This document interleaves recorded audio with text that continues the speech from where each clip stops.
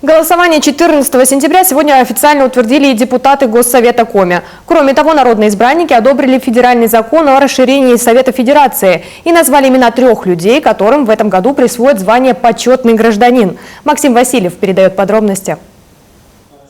14 сентября в календаре этого года теперь каждый житель республики обведет для себя красным. Именно в этот день он проголосует за своего кандидата на пост главы Коми. Так сегодня решили депутаты Госсовета Республики. Вопросы местного самоуправления парламентарии приняли, можно сказать, в пользу общественников. Теперь муниципальная власть не только будет обязана раскрывать перед ними планы своей работы, но и более того, подчиняться решениям сходов. Не просто будет пустое обсуждение, а будет обсуждение о том, что обязывающее муниципальную власть принять к неукоснительному выполнению тех решений. Видите, какая серьезная вещь. И если она не будет выполнена, то будет штраф. Если раньше был там 200-500 рублей, сейчас вводят до 4-5 тысяч, от 3 до 4 тысяч. Это уже что-то накладывают. Впрочем, помимо новых обязанностей у местных властей станет и больше прав. Теперь именно чиновники поселений будут ответственны за административные штрафы в сфере благоустройства, правил содержания домашних животных и складирования мусора вне положенных мест. У нас, к сожалению, эти функции исполняют сейчас региональные по законодательству чиновники. Понятно, что во многих районах их всего несколько, 1 или 2 человека. И это на весь район. И они, конечно, не могут за всем уследить, тем более на нарушителя составить протокол. В списке новоизбранных почетных граждан Анатолий Гуменюк, Зосима Панев, Геннадий Рассохин.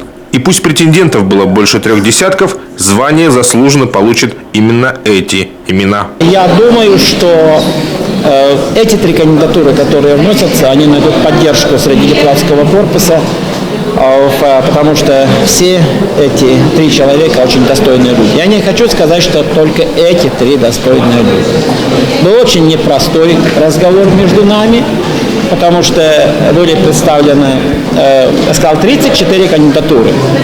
И было непросто выбирать, потому что взгляды были разные, но нам нужно было все равно выйти на некое общее решение. Любопытно, что впервые за несколько последних лет законопроекты депутаты принимали открытым голосованием. Электронная система дала сбой, и народные избранники, впрочем, совершенно не смутившись, поднимали руки, которые пересчитывала буквально сходу созданная счетная комиссия. Техника не выдержала к концу сезона и в середине сессии нам отказала. Ну, ничего, вспомнили, как голосовали раньше, в ручном режиме, руками. Сильно на работу это не повлияло. Провели народные избранники и кадровые перестановки. На место Веры Скоробогатовой сел Илья Величко, а вот замену Станиславу Хахалкину, уезжающему в Усинск, найти сходу по понятным причинам не удалось. Те 7 лет с небольшим в Государственном совете они не прошли даром. Вот это, в общем, я получил громадный, в общем-то, багаж знаний, опыта в законотворческой деятельности. Вот. Ухожу я с Государственного совета, в общем-то, с неким сожалением, потому что здесь отстроены все, в общем-то, коммуникации, связи.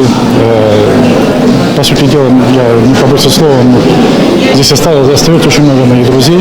В последнюю перед отпуском сессию депутаты рассмотрели почти 3 десятка вопросов, а также заслушали отчет об исполнении майских указов. Оказалось, повышение зарплат в каждом ведомстве бюджетной сферы прошло неравномерно. Теперь депутатам надо будет на местах разъяснить, почему, и охладить эмоции. Максим Васильев, Олег Юшков, телеканал Юрган, Сыктывкар.